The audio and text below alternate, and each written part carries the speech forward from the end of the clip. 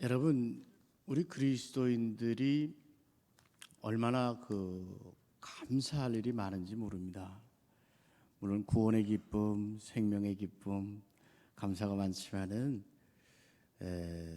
사회적으로 보면 혹은 문화적으로 보면 크게 감사할 일이 있습니다.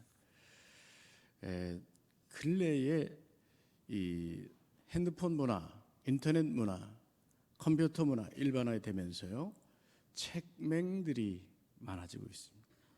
과거에는 문맹이란 말이 있었잖아요. 글씨를 모르는 사람들. 근데 지금은 책맹, 책을 볼 줄 모른다는 거예요. 근데 책이 있고 책도 사기도 하고 그렇지만 책도 읽을 수도 있고 글씨는 알지만 책을 보면서 그 책이 내게 정말로 잘 이해가 되고 작자와의 대화가 있고 또 그것을 소감과 또 어떤 면에서 긍정적인 이 비판 또 배움 이런 것들을 할 수 있는 소위 능력이 점점 사라져가고 있다는 거예요. 정말로 현대인들이 그렇고 좀 갈수록 우리 학제들도 학교에서의 커리큘럼들도 자꾸 그런 것이 등한히 하는 게 사실입니다. 근데 그렇게 되면 영적으로 대단히 사람은 메마르게 되어 있습니다. 사람은 영적 존재잖아요. 이게 책을 안 읽고 이 화면으로 스치는 것들 또 대충 이 영상으로 이렇게 지나가는 것들 TV를 통해서 바라보는 것들 이런 모든 것들이 사실은 우리의 영혼을 풍성하게 풍요롭게 하기보다는 메마르게 한다는 거예요. 그래서 현대인들이 그 영적으로 더 공고하게 되고 또 고독하게 되고 메마르는 줄 모르고 점점점 소위 소외되고 있다. 세상 속에서 소외되고 있다 하는 것입니다. 근데 우리 그리스도인들이 감사할 것이 무엇입니까? 예배하며 말씀을 끊임없이 말씀을 우리가 사모하잖아요. 오늘 우리 우정 권사님 기도하실 때 이 말씀에 대한 사모함이 성경을 열심히 읽고 그 말씀이 내게 주시는 은혜를 사모하고 깨닫고 그 말씀 속에서 감사하면서 살아갈 수 있는 것, 그것이 세상을 앞서가게 하는 것이고 세상을 이끌어가게 하는 것입니다. 하나님께서 우리에게 이 은혜 주신 것 감사하는 이 저녁 되시기를 바랍니다. 감사의 소재들은 무궁무진합니다. 네, 이렇게 우리가 책을 볼 때 혹은 또 책을 통해서 우리가 묵상을 하게 될 때 우리는 고요히 질문들을 갖게 됩니다. 책 성경을 읽으면서 내게 주시는 말씀이 무엇입니까? 질문을 갖게 되고 또 길을 걸으며 산책할 때도 주님의 뜻은 무엇입니까? 하나님이 기뻐하시는 질문이 어떤 질문들이 있을까요? 웨스트민스터 신앙고백 제1장 하나님을 영화롭게 하고 그것을 기뻐하는 것, 쉽게 말해서 하나님 어떻게 하면 하나님께서 영광 받으시는 삶을 살 수 있을까요? 어떻게 하면 제가 하나님 기뻐하시는 일을 할 수 있을까요? 어떻게 하면 제 인생이 하나님이 기뻐하시는 인생이 될 수 있을까요? 이런 질문요. 어떻게 하면 승리의 삶을 살 수 있고 참된 행복, 또 우리가 봉사할 때도 어떻게 하면 하나님께 유익이 되는 봉사를 할 수 있을까요? 이런 질문들 말입니다. 그런 질문들의 답을 우리가 미리 찾아볼 수 있다면 그것은 한마디로 성령의 열매, 그것이 있어야 되는 것입니다. 성령의 열매를 우리가 누릴 수 있기 위해서는 성령이 충만해야 되는 것이죠. 그 성령님이 내 속에 있어야 성령의 열매가 나오는 것입니다. 옛날에 있지 않습니까?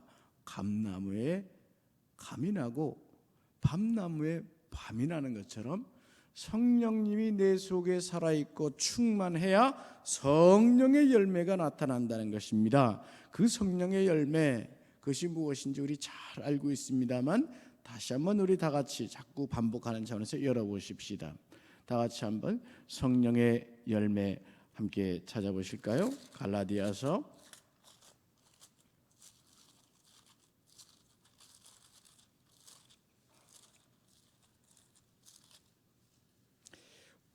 5장 22절이죠.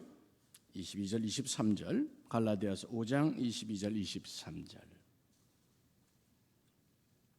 성령의 열매가 우리 많이 암송도 하지만 다 같이 한번 읽어보십시다. 오직 성령의 열매는 함께 하십니다. 오직 성령의 열매는 사랑과 희락과 화평과 오래 참음과 자비와 양선과 충성과 온유와 절제니 이 같은 것을 금지할 법이 없느니라. 아멘. 이 성령의 9가지 열매, 이것이 우리 속에 또 우리 인생 속에 나타나기 위해서는 성령의 충만함이 있어야 된다는 것입니다. 오늘 그래서 우리가 이 십자가의 훈련을 하는 것이고 또 오늘 그 어린 양의 훈련이라는 것도 한번 어린 양의 영성이라는 것도 함께 생각해 보자 하는 것이죠. 요한복음 1장 28절 29절에 보면 세례 요한이 예수님을 칭한 말이 있습니다. 요한이 세례 베풀던 곳 요단강 건너편 베다니에서 일어난 일이라는 말씀 후에 이튿날 요한이 예수께서 나오심을 보시고 세례를 받으러 오시는 거예요. 그때 세례 요한이 주님을 향하여 칭한 말이 이겁니다. 보라, 세상 죄를 지고 가는 하나님의 어린 양이로다. 또 1장 32절 말씀, 요거는 우리 다 같이 한번 찾아보면 좋겠습니다. 요한복음 1장 32절입니다. 요한복음 1장 32절 말씀.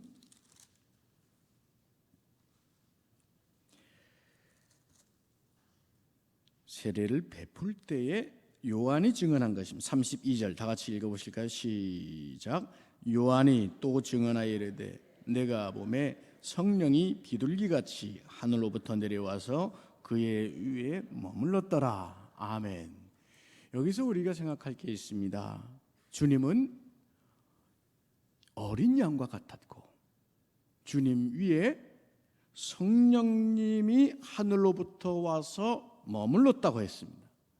그런데 주님은 어린 양의 비유가 되어 있고 성령님은 무엇으로 비유가 되어 있죠? 무슨 새죠? 시작. 비둘기. 그렇죠? 그러니까 이게 사도 요한이 또 세례 요한이 대단히 영적으로 표현을 한 거예요. 주님은 어린 양이요, 그 위에 비둘기가 머물더라.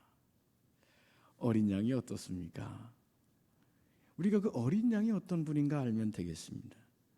비둘기같이 성령님이 평화의 상징인 그 비둘기, 우리 요새 너무 많아져서 그렇긴 하지만 어쨌든 비둘기의 상징은 평화요, 특히 성령님의 모습으로 나타났다고 했습니다. 어린 양에게 가만히 다가와서 이 비둘기가 성령님이 머물렀다, 이런 말입니다. 성령님이 어린 양과 같은 주님께 임한 역사 속에서 우리는 성령님의 속성을 알 수 있습니다. 어린 양에게 임하는 것입니다. 어린 양과 같은 영성 속에 임하는 것입니다. 어린 양의 영성이 무엇일까요? 마태복음 11장 29절에 주님께서 스스로 말씀하신, 당신을 소개하신 말씀이 있습니다. 마태복음 11장 29절. 자, 다들 외우시는 또 쉬운 말씀이지만 우리 다시 한번 정리하는 뜻에서 한번 찾아보십니다. 마태복음 11장 29절.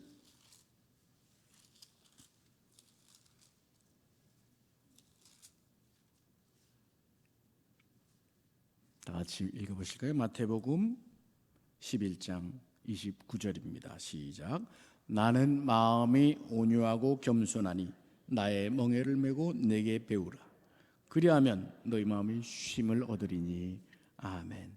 마음이 온유하고 겸손하다, 주님은 말씀합니다.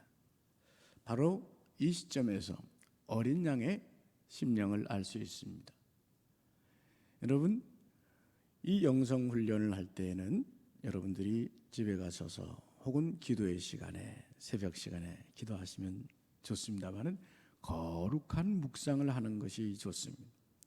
성경 말씀이 우리에게 들려주시고 보여주시는 그 묵상의 방법을 따라서 갈보리에 예수님을 묵상할 때 이 사순절에 특별히 어린 양을 바라보는 것입니다. 십자가에서 고통당하신 갈보리의 어린 양, 전능하신 하나님이 어린 양이 되었다는 말입니다. 아까 말씀드린 대로 온유입니다. 온유한 어린 양입니다. 부드럽습니다.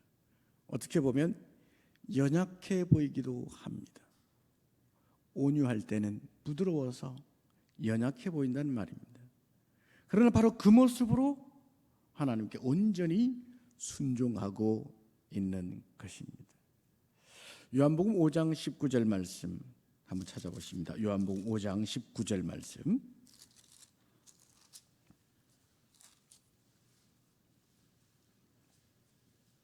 요한복음 5장 19절 다 같이 읽어보실까요? 그러므로 함께 합시다. 그러므로 예수께서 그들에게 이르시되 내가 진실로 진실로 너희에게 이르노니 아들이 아버지께서 하시는 일을 보지 않고는 아무것도 스스로 할 수 없나니 아버지께서 행하시는 그것을 아들도 그와 같이 행하느니라. 아멘. 예수님은 하나님이십니다. 그런데 온유하고 겸손한 모습으로 아버지께서 하시는 일만 감당하고 있는 거예요.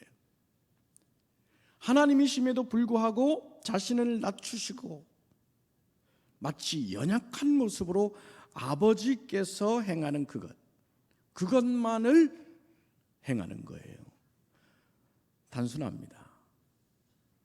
신앙은 단순할 때 힘이 있습니다. 깨끗합니다. 단순할 때 깨끗합니다. 자신의 계획도 없고 자신의 욕심도 없습니다. 우리가 신앙의 길을 갈 때 바로 이 훈련이 성령 충만의 역사로 나타나고 또한 이 성령님의 역사는 예수 그리스도 그 갈보리의 어린 양을 바라봄으로써 우리 심령 속에 이렇게 채워지면서 거룩한 묵상을 통해서 온유하신 주님의 모습, 어린 양의 모습, 그것이 우리에게 임하실 수 있기를 바라는 것입니다. 여러분, 이 어린 양 하게 되면 성지순례를 가서 그 어린 양을 잡는 모습을 보면 이게 아주 크게 와닿습니다. 양을 잡는 것 여러분 보셨습니까? 그 양을 잡을 때 어린 양에게 데려다가 어린 양을 데려다가 여러분 그 얼마나 귀엽습니까? 근데 그 양에다가 먼저 나의 죄를 거기다가 안수하여서 죄를 거기에다가 전이시키는 겁니다. 그리고 이 칼로 목을 찌르죠. 그러면 그 귀엽고 어린 양이 피를 쏟으면서 죽어가겠죠. 죽어갈 때 여러분 무슨 소리가 날까요? 울지 않겠어요? 어린 양이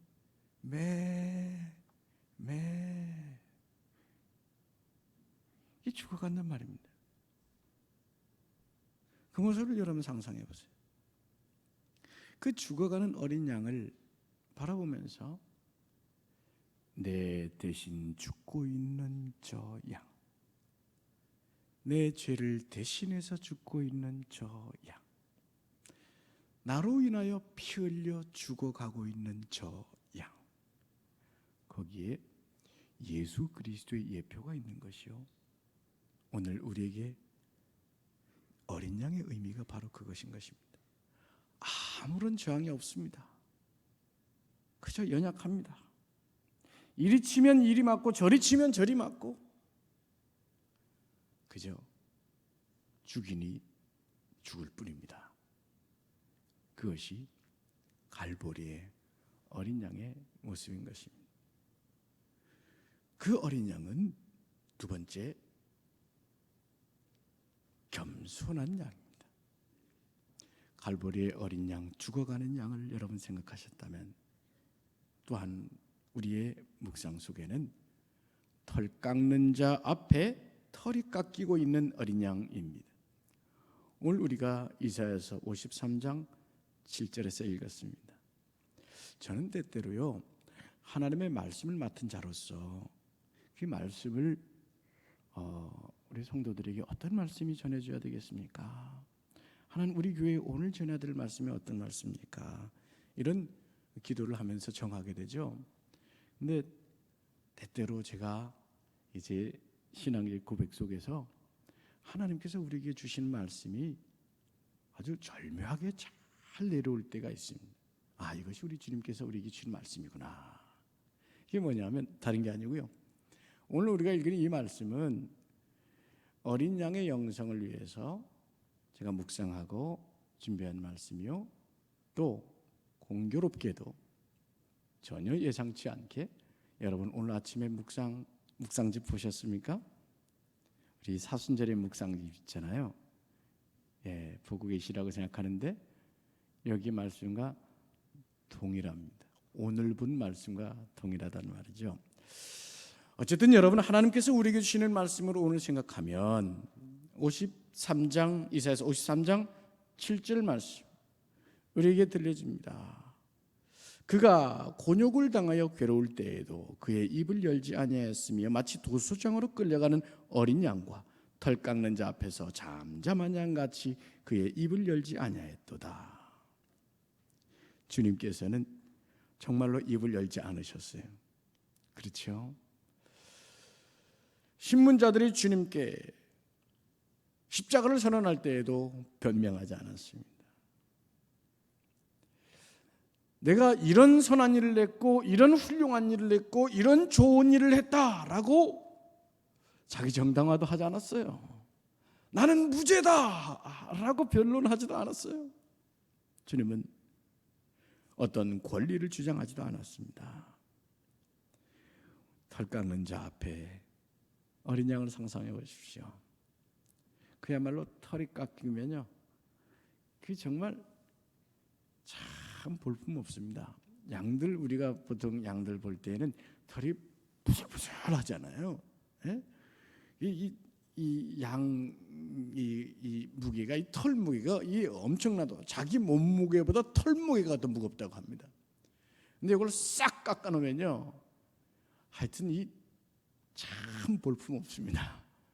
어린 양, 그 털이 깎인 어린 양을 생각해 보십시오. 우리 주님께서는 벌거 벗기셨습니다. 그리고 십자가에 달리신 것이죠. 그러나 거기에서 주님은 한마디도 변명함이 없이 묵묵히 십자가의 죽음의 길을 가는 것입니다. 우리는 얼마나 우리의 권리를 주님을 위해서 버리는 훈련을 하고 있을까요? 우리는 사람들이 우리에게 잘해주고 존경해주고 또 높여주길 바랍니다. 우리는 사람이라서 이 육체를 입고 있는 이상 더 많은 것, 더 높은 것을 지향하고 또 세상 속에 살아가려다 보니까 쟁취하고 싸우고 경쟁하는 일에 우리는 익숙해질 때가 많습니다. 경쟁 사회다 보니까 싸움에 능해질 때가 많습니다. 우리의 마음이 딱딱해질 때가 많습니다. 그러나 이 사회 속에서 오늘 우리가 말씀을 붙든 자로서 살아가는 것, 예배하는 자로서 살아가는 것이 얼마나 감사한 일입니까? 사람들이 모두가 그를 죽이라 할 때 한마디 변명하지 않으셨던 우리 주님, 아무런 대꾸 없이 자신을 위한 변명 하나하나 일부러 설명하지 않으셨던 우리 주님, 그 주님의 그 모습을, 겸손하신 그 모습, 털 깎는 자 앞에 있는 그 털 깎인 어린 양의 모습으로 있었던 주님을 우리가 묵상하는 것입니다. 세 번째로, 흠 없는 어린 양을 우리가 생각합니다. 그럼에도 주님은 흠이 없었습니다. 털 깎는 자 앞에 초라한 모습이요, 갈보리의 죽음의 모습이지만 그러나 주님은 흠이 없으셨습니다. 그 흠이 없으신 주님의 모습은 한마디로 다른 사람들에게 나쁜 감정으로 말씀하신 적이 없다는 것입니다. 생각해 보십시오. 주님 누구에게도 나쁜 감정으로 말씀하신 적이 없습니다. 주님은 누구에도 악한 감정으로 말씀하신 적이 없으셨습니다. 오로지 그분의 마음은 사랑뿐입니다. 그리고 그분의 관심은 잘 기억해 두시기 바랍니다. 그분의 관심은 생명. 이 생명을 어떻게 살릴 것인가? 저 세리장이 삭개오를 어떻게 하면 저 생명을 살릴 것인가? 죽음의 순간까지도 아버지여 저들의 죄를 용서하여 주옵소서. 저 생명, 하나님께서 창조하신 저 생명, 새 생명으로 거듭나야 될 그 생명 어떻게 하면 살릴 것인가? 그분의 마음은 그것이 목적입니다. 요한복음 3장 17절의 기록처럼 주님께서 오신 것은 세상을 심판하려 하심이 아니라 정죄하려 하심이 아니라 살리시기 위한 구원과 생명이었던 것입니다. 오늘도 우리가 그 마음을 품어보십시다. 그런 주님을 바라보십시다. 우리 속에 어떤 감정들 다 내려놔보고 도무지 악한 감정, 나쁜 감정, 미운 감정이 아니라 끊임없이 살리고 살리시고자 하셨던 그 주님의 마음, 그것이 우리 속에 가득가득 채워짐으로써 그 어린 양에 임하셨던 성령의 역사가 임하시기를 주님의 이름으로 축원합니다. 자신에게 못질하는 자에게도 용서하기를 원하셨습니다. 그 자들을 용서해달라고 기도하는 분이었습니다. 우리는 사람들이 예수님께 한 것처럼 그렇게 가혹하게 우리를 대한 사람이 없습니다. 예수님께 했던 것처럼 우리에게 창을 찌르고 우리에게 가시관을 씌우고 우리에게 얼굴을 침을 뱉고 채찍질하고 누명을 씌우고 억울하게 한 적이 없습니다. 그럼에도 우리는 작은 일에도 발끈 화가 날 때가 있고요, 작은 일에도 억울하다고 땅을 치고 작은 일에도 분노하고 혹은 저주하려고 드는 마음이 있습니다. 우리 주님을 바라십시다. 주님은 어떤 악독한 감정도 없이 생명을 생각하셨습니다. 그리고 끊임없이 사랑하신 것입니다. 그 마음, 그 영성이 저와 여러분, 우리 공동체 가운데, 우리 교회 가운데 나날이 더 충만할 수 있기를 주님의 이름으로 축원합니다. 마지막 네 번째, 어린 양은 희생의 대속물이었습니다. 베드로전서 2장 한번 다 같이 찾아보실까요? 베드로전서 2장 24절 말씀.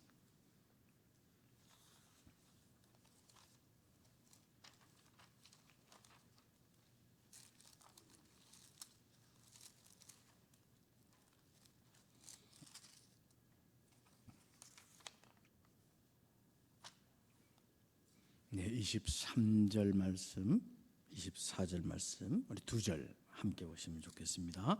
천천히 하세요. 신약성경 379면입니다. 379페이지.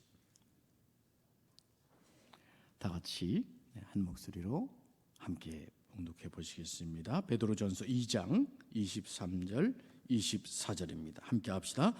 욕을 당하시되 맞대어 욕하지 아니하시고 고난을 당하시되 위협하지 아니하시고 오직 공의로 심판하시는 이에게 부탁하시며 친히 나무에 달려 그 몸으로 우리 죄를 담당하셨으니 이는 우리로 죄에 대하여 죽고 의에 대하여 살게 하려 하심이라. 그가 채찍에 맞음으로 너희는 남을 얻었나니. 아멘. 그럼으로써 우리가 과거에는 일반 양과 같았습니다. 그 양들은 어떤 양이었느냐? 이사야서 오늘 본문에 읽지는 않았습니다. 53장 6절에 보면 그들은 다 그릇 행하는 양이었지만, 오늘 아까 여러분 베드로전서 2장 25절 말씀, 25절도 다 같이 한번 읽어보실까요? 시작. 너희가 전에는 양과 같이 길을 잃었더니 이제는 너희 영혼의 목자와 감독 되신 이에게 돌아왔느니라. 할렐루야. 아멘. 은혜입니다. 바로 이것이 은혜입니다. 우리 주님께서 우리를 대신하여 어린 양과 같이 죽으신 것입니다. 말씀드린 것처럼 매매 아무 힘도 없이 저항도 없이 반항도 없이 죽이니까 피를 철철 흘리면서 죽어가는 그 어린 양의 울음소리의 모습을 생각해 보십시오. 그분이 대성물로서 나를 대신하여서 죽으신 것입니다. 어느 집회에서 한 아프리카에서 온 성도님이 간증을 했습니다. 이분이 한 회의에 참석하기 위해서 부지런히 길을 걸어오는데 땀이 뻘뻘 납니다. 고갯길 높은 길을 걸어 올라오니까 힘들고 또 짜증도 나고, 근데 부지런히 길을 가는데 뒤에서 발자국 소리가, 나 혼자 가는 줄 아는데 발자국 소리가 들렸다는 거예요. 이렇게 보니까 한 사람이 자기는 그냥 걸어가고 있는데 뒤에서 오는 사람은 무거운 짐을 쥐고 끙끙거리면서 가는 거예요. 지금까지 투덜투덜한 마음이 좀 사라지고, 그리고 좀 미안한 마음도 들었습니다. 그래서 이렇게 들여다봤어요. 그랬더니 이분 하는 말이 예수님의 모습이더래요. 아마 환상 중에 봤던 것 같아요. 그래서 예수님께 이 주님 어디 가십니까? 지금 이거 어디로 가시는 겁니까? 이 세례 요한의 고백처럼 세상 죄를 지고 이 고갯길을 홀로 가시는 것입니까? 나는 아주 기가 막힌 선고를 탁 인용해서 말씀을 드렸겠죠. 근데 주님이 말씀하시더래요. 아니다. 세상 죄가 아니라 바로 너의 죄를 짊어지고 가는 것이다. 찬송가 147장 찬송에 보면 거기 너 있었는가 그때에, 이런 찬양이 있죠. 거기 너 있었는가 그때에, 주님의 그 십자가에 달릴 때, 거기 너 있었는가 그때에, 주님 그 나무 위에 달릴 때, 거기 너 있었는가 그때에, 해가 그 밝은 빛을 잃을 때, 거기 너 있었는가 그때에, 주님 그 무덤 속에 누일 때, 거기 너 있었는가 그때에, 주님 그 무덤에서 나올 때. 원래 아프리칸 영가에서 나온 시입니다. 여러분, 주님께서 나를 위해 죽으셨습니다. 저 어린 양과 같이. 그것이 우리에게 주신 은혜입니다. 대속의 은혜입니다. 그런데 여러분, 여기서 생각하시기 바랍니다.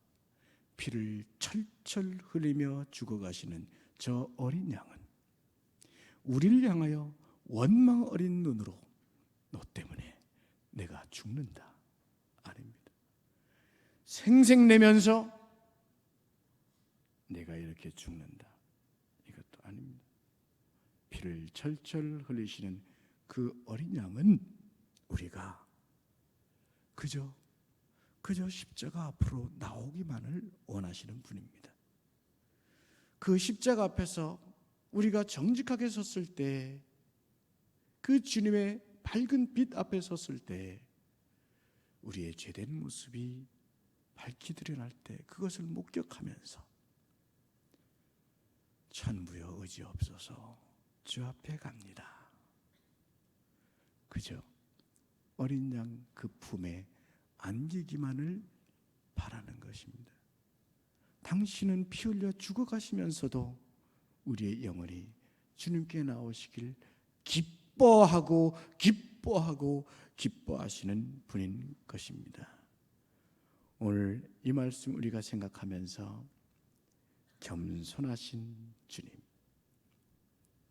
온유하신 어린 양, 흠없으면서도 온전하신, 그리고 사랑과 희생으로 죽어가시던 그 어린 양이 여러분 심령 속에 그 보혈의 능력으로 함께 하시기를 주님의 이름으로 축원합니다.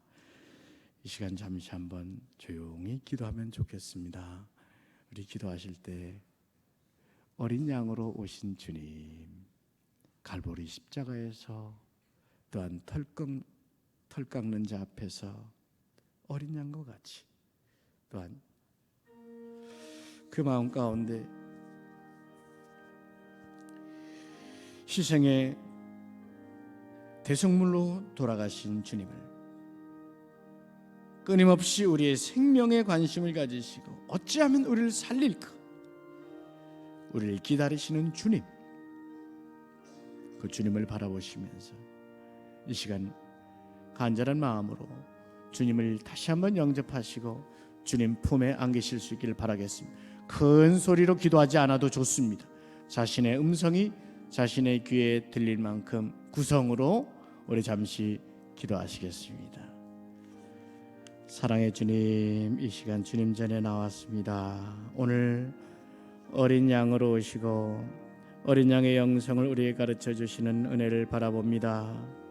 겸손하셔서 갈보리 십자가에 달리신 주님을 바라보며 온유하셔서 참으로 온전한 주의 사랑, 연약한 그 모습으로 묵묵히 십자가에 길 가신 주님을 바라보며 흠없으신 어린 양으로 오로지 우리의 생명,